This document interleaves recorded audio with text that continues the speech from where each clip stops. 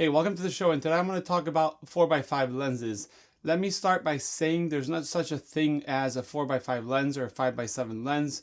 There are lenses that project a circle, and inside that circle there are lenses that cover 4x5, cover 5x7, cover 6x9 centimeters, or bigger. First thing you're going to want to know is what is the normal lens for 4x5. If you're coming from 35 millimeters or digital, you're talking about the aspect ratio, which is 2:3, and 4x5 has a different aspect ratio. So let's start by saying that depending on what side you're comparing, lenses will differ a little bit. Second thing is, if you really want to know what it is from 35 millimeters converted to 4x5, what you want to do is grab the focal length and multiply it by 3. So a 50 millimeters, which is the nifty 50 in 35, when you come to 4x5, you multiply by 3, and it's 150 millimeters. So lenses around 150 will be the normal lens. And by normal, remember, this depends on what you like to use, but it's the most closest to your eyesight as a human being. So this lens, for example, is a 150. This will be all-arounder, kind of like a very easy 50 lens on 35. Also, 135 is very close. As you know, it's the diagonal of the format will give you the normal lens. So it's 130, 140 millimeters is the normal lens. So 150, 135. This is a 180, which is a little bit longer than the normal lens, but it's not that bad. So then everything from 150, 135 down will be wide angle, and everything from 150 up will be slightly longer lens. And I mean slightly longer, not telephoto, because there's not a lot of telephoto lenses in large format. There are some, and they're always designated with a T, but it's not very common to see them in the market all the time. So those will let you focus at your bellows being not extended exactly at the distance of that focal length. So for example, a 400 millimeter telephoto lens on large format will focus at infinity, not a 400, but closer, which is great if you're using kind of like a Linhof Technica camera, Graflex, something like that doesn't have a lot of bellows. You want to use a telephoto design. So I was saying anything wider or smaller than 135, so 120, 90 millimeters, 72, 65, all the way down to 47 will be wide angle lenses for 4x5. Here I have a 90 millimeters. 90 millimeters is probably the most common lens in 4x5 as a wide angle. It's kind of an all-rounder.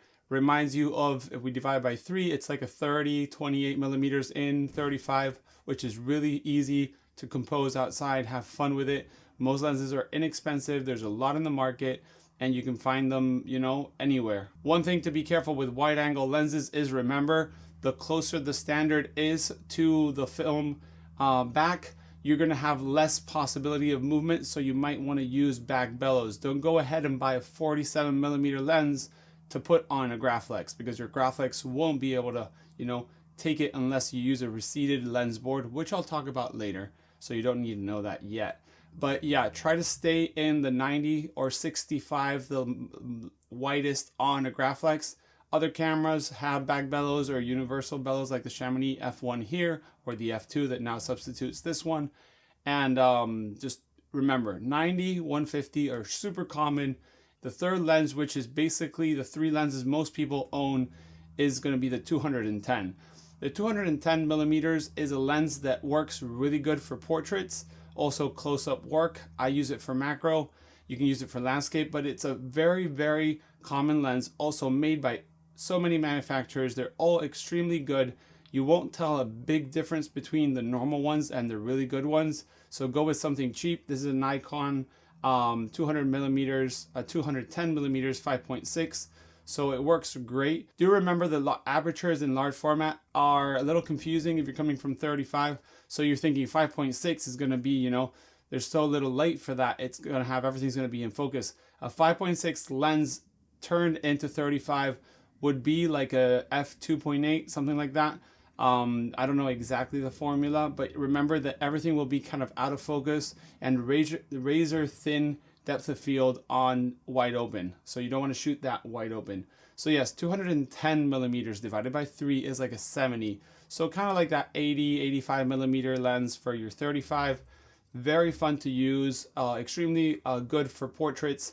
There's the 242, which is also very good, but the problem with most 240 lenses is the 5.6 are mounted on a Copo 3 shutter, which is much bigger, much heavier, and also usually more expensive. So I would recommend staying with a 210 millimeters for portrait kind of work. Also, the 180 here is a mix between long and normal. So also best of both worlds. Fuji lenses are extremely affordable, and this one will even cover 8x10. So yeah, you can keep on going up. You got 240, 270, 300, 305, 355, all the way up to almost a 1000 millimeter focal length. But usually I recommend these 3 lens setup to start off. If you're getting the first lens and you're not sure what kind of work you're going to be doing, think about what kind of work you want to do and pick one lens if that's what you're going to start. If I had to pick one lens for all my photography, it'd be the 150 because I really can do a lot of stuff. I actually worked with only a 135 for about 2 years when I started, and it did great for I think 99% of the work I did.